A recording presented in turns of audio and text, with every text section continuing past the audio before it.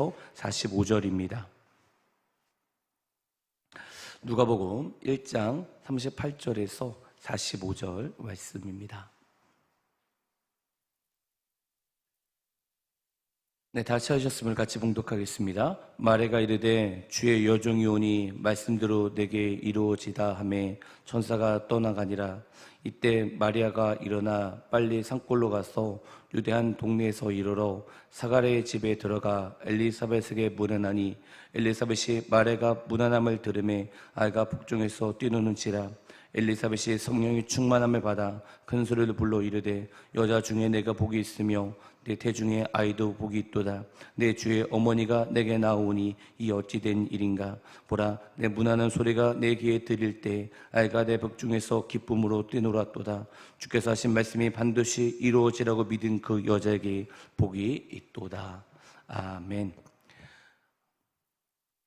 이 어거스틴이 처음 하나님을 믿었을 때 그는 어머니와 기도와 스승의 설교를 통해서 이 감명을 많이 받고 새로운 사람이 되리라고 결심을 했었습니다. 그렇지만 그가 가지고 있던 모든 지식과 학문으로 인해서 늘 마음속에 그 하나님이 의심이 되기 시작했었습니다. 근데 어느 날이었습니다. 어느 날 이 어거스틴이 꿈을 꾸게 됩니다. 근데 그 꿈속에서 이 어거스틴은 이 해변에서 바다를 보고 있었습니다.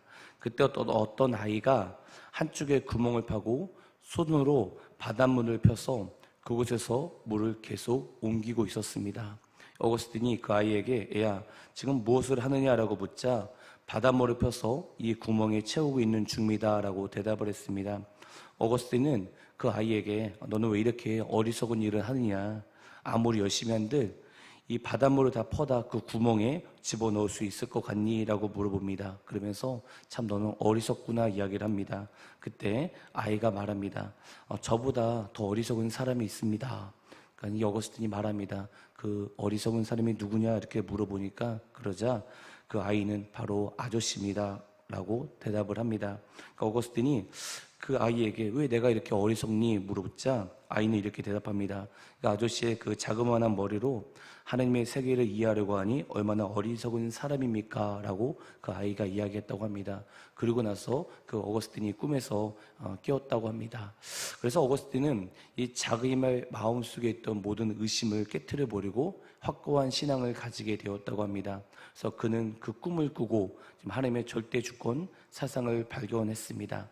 우리 마음속에 의심이 생길 때가 있습니다. 그렇지만 하나님의 말씀 속에서 그 하나님의 말씀 속에서 우리의 모든 의심을 해결해 나갈 수 있다는 것입니다. 하나님의 말씀은 모든 의심을 해결해 줄 만큼 위대한 말씀입니다. 하나님의 말씀을 믿는다는 것은 너무도 중요합니다. 이해할 수 없지만 그분의 말씀에 순종하는 것은 너무도 중요합니다. 오늘 우리가 읽은 본문은 천사가 그 마리아에게 임신을 할 것이라고 말을 합니다. 그러자 마리아는 그 천사에게 저는 남자를 알지 못하는데 어떻게 임신할 수 있습니까? 라고 물어봅니다. 그때 천사는 이 하나님의 말씀은 능하지 못하심이 없다고 이렇게 이야기를 합니다. 그러자 그 말을 들은 그 천사의 말을 들은 그 마리아가 주여 여종이 오니 말씀대로 내게 이루어지다 하며 천사가 떠나가니라 이런 말씀이 있는데 이해할 수 없지만 그 마리아가 하나님 말씀을 믿었습니다. 그리고 하나님 말씀을 믿은 마리아는 사가랴와 엘리사벳 집으로 갑니다. 그리고 엘리사벳이 성령의 충만함을 받아 그 마리아에게 예언을 합니다. 그 예언한 말씀이 1장 45절인데 누가복음 1장 45절 제가 한번 읽어보겠습니다. 주께서 하신 말씀이 반드시 이루어지라고 믿은 그 여자에게 복이 있도다 이렇게 말씀하시면서 하나님의 말씀을 믿은 그 마리아에게 복이 있다라고 이야기합니다. 자기의 생각이 아닌 하나님의 말씀을 믿은 마리아는 복이 있었습니다. 여러분 마찬가지로 여러분 때로는 말도 안 되고 힘들고 어려운 일이지만 그래도 하나님의 말씀을 붙잡고 그것을 믿으면서 그대로 나아가는 것, 내 생각보다 크신 하나님을 믿는 것, 이것이 바로 믿음이고 여러분 복이라는 것입니다. 하나님 말씀이 이해가 안 되어도 그 말씀을 믿고 따라가십시오. 그것이 바로 복이라는 것입니다. 예전에 제가 저는 대학교를 졸업하고 곧바로 전도사가 되었는데, 이제 군대를 제대하고 대학교 다닐 때쯤 방학 중에 아르바이트를 좀 해본 적이 있었습니다. 근데 일은 뭐든지 힘이 듭니다. 그런데 어느 정도 적응이 되면 나름대로 쉽습니다.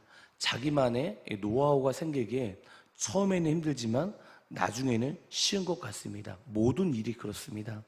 근데 전도사를 하고 나서 시작했는데 처음에는 이 설교 준비하는 것이 너무도 어려웠습니다. 그런데 지금 제가 벌써 전도사를 하고 목사가 된 지 13년, 14년이 넘었는데 설교를 잘하든 못하든 설교 준비하는 것도 노하우가 생겼습니다. 근데 정말 이 길은 너무도 힘이 듭니다. 왜냐하면 말씀을 지키지 못하는데 말씀을 선포해야 한다는 것이 너무도 힘이 든다는 것입니다.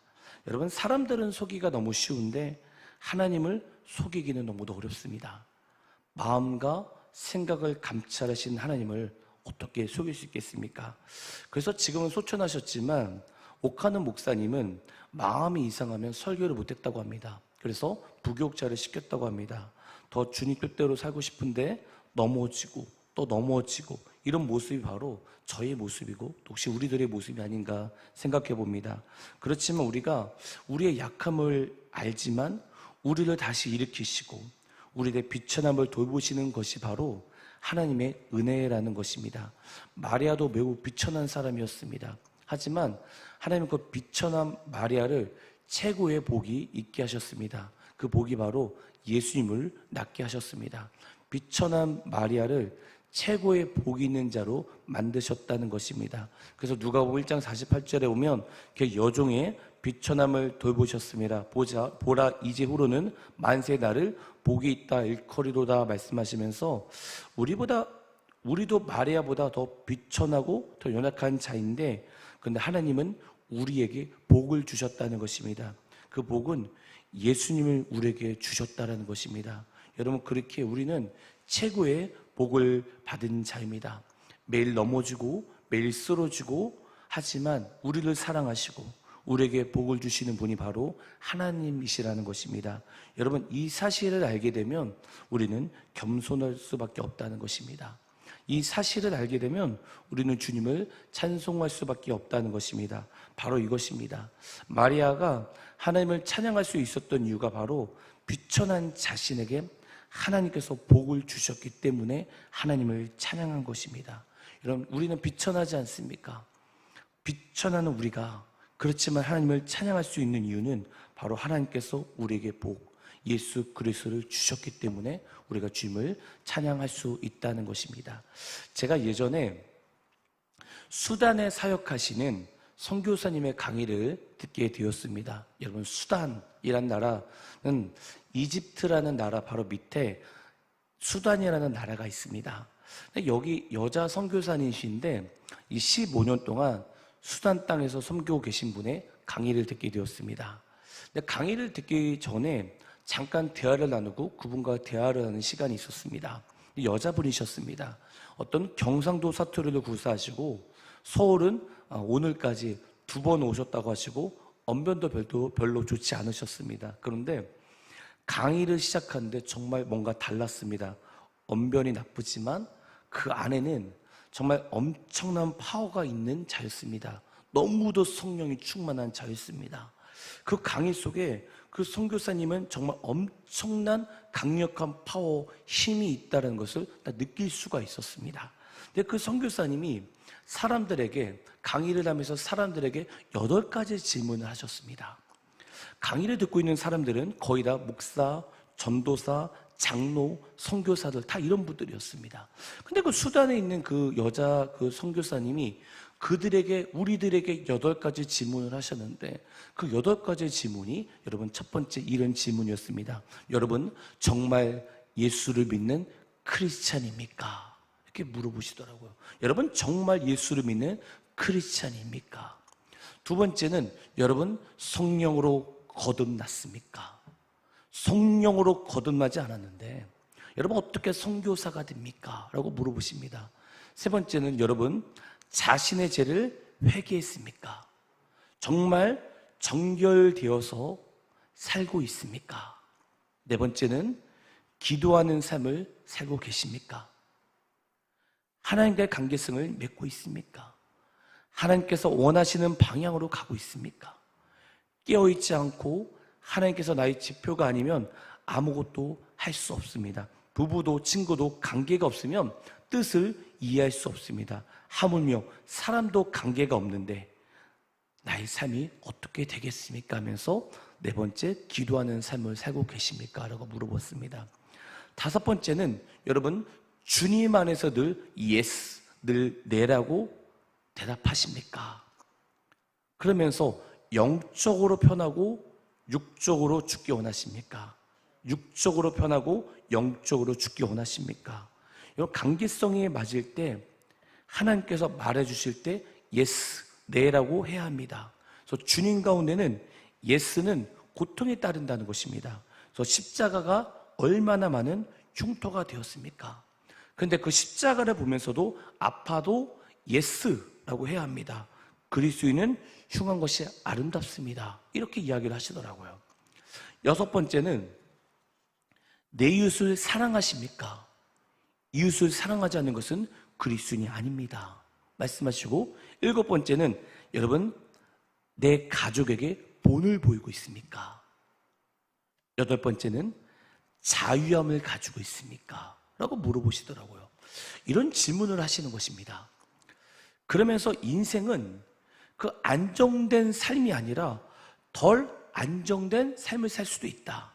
그래서 자기의 그 수단에 대해서 이야기를 하면서 이 수단의 아이들이 너무도 먹을 것이 없으니까 흙으로 쿠키의 모양을 만들어서 먹고 있다고 합니다.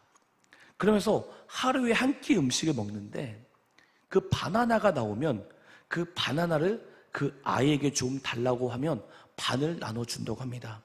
그 아이들은 배가 고파도 반을 준다고 합니다. 그 이유는 소유를 가져본 적이 없기에 욕심이 없다고 합니다. 이런 강의를 듣게 되었는데 정말 마음이 무거웠습니다. 정말 많이 무거웠습니다. 그래서 설교를 준비하면서 첫 번째, 두 번째 질문이 생각해 보았습니다. 나는 크리스찬인가? 나는 성령으로 거듭났는가? 여러분, 진짜 예수 그리스도를 믿으십니까? 여러분, 정말 성령으로 거듭나셨습니까? 제가 예전에 20대 후반 때 어떤 중동의 나라를 간 적이 있었습니다. 근데 그 나라는 정말 제가 있는 곳에부터 정말 몇 킬로까지가 정말 넓은 땅에 무덤이 있었어요. 근데 그 무덤이 정말 몇 천 개 정도의 무덤이 있었는데 그 자살과 테러가 해가지고 죽은 그 사람들의 무덤이었습니다. 정말 죽음이 있는 땅이었습니다. 근데 정말 그 땅 가운데서 있는 가운데 몸이 너무도 안 좋았습니다. 그때 이러다가 내가 죽는구나 이런 생각을 했습니다. 그때 저랑 같이 갔던 이 팀이 우리가 하나님을 찬양하고 있었습니다. 그때 저는 누워서 쓰러져 있었는데 그때 그 찬양 가사가 어린 양 한 분만으로 충분해요 이런 가사가 제 귀에 들려오기 시작하는데 정말 그 가사가 저에게 들리는데 정말 그 가사 속에서 성령께서 저에게 여쭤보셨던 것이 있었습니다. 너가 어린 양 한 분만으로 만족하니? 라는 그 질문이셨습니다. 너가 예수 그리스도 한 분만으로 만족하니? 이 질문을 그 아픈 곳에서 성령께서 저에게 직접 말씀하신 것이 너무 뚜렷하게 저에게 말씀을 하셨습니다. 그때 저는 정말 많이 울었습니다. 그 이유는 저는 예수님을 사랑했습니다. 하지만 예수님 한 분만으로 충분하지 못했었습니다. 남들 앞에서는 위선, 가식인 척 할 수 있지만 내 마음을 아시는 하나님을 속일 수가 없었습니다. 여러분, 우리는 비천하고 연약한 자입니다. 여러분, 만약 하나님이 여러분에게 예수님을 사랑하냐라고 물어보면 여러분, 여기 있는 모든 분들은 네 주님, 저는 주님을 사랑합니다라고 다 대답할 것입니다. 그런데 만약에 주님이 너가 예수 그리스도 한 분만으로 만족하니? 물어보신다면 네 주님, 저는 우리 가정이, 내 자녀가 모든 것이 안 된다 할지라도 전 예수 한 분만으로 충분합니다. 이렇게 대답하실 분이 몇 명이 있을 수 있겠습니까? 우리가 기도하는 이유가 정말 주님과 그 관계를 맺기 위해서, 주님을 진짜 사랑해서 하는 그런 자도 있을 것이고요. 어떤 자들은 그냥 자기의 기도 제목만을 위해서 주님을 사랑하지도 않는데, 이런 자들도 분명히 있을 것입니다. 우리는 여러분 비천한 자입니다. 충한 자입니다. 근데 하나님은 그런 모든 것들을 우리를 아시고 그런 자들에게, 우리에게 복을 주십니다. 그 복이 바로 예수님이십니다. 매일 넘어지고 매일 쓰러지지만 우리를 사랑하셔서 우리에게 복을 주시는 분이 바로 하나님이십니다. 여러분, 그렇기 때문에 우리 연약함을 알지만, 매일 넘어지는 것을 또 알지만, 그런 우리를 사랑하시는 그 하나님 사랑을 알면 우리는 겸손할 수밖에 없습니다. 이 사실을 알면 우리는 주님을 찬송할 수밖에 없습니다. 우리 사랑하는 우리 성도님들, 여러분 진심으로 마음과 뜻과 힘을 다하여 예수 그리스도를 사랑하십시오. 어떤 직분을 얻기 위해서 더 교회 나오는 것이 아니라, 여러분 직분자는 다 감투일 수도 있습니다. 하나님은 우리의 마음을 보십니다. 장로가 되는 게 중요한 것이 아니고요, 권사가 되는 것이 중요한 것이 아니고요, 집사가 되는 것이 중요한 것이 아니고요, 목사가 되는 것도 중요한 것이 아닙니다. 우리의 마음이 진심으로 하나님을 사랑해야 됩니다. 기도하겠습니다. 하나님 감사합니다. 우리 연약합니다. 그러나 주님은 우리 연약함을 아시지 않습니까? 우리를 주님 불쌍히 여겨주시고 우리를 긍휼히 여겨 주시옵소서.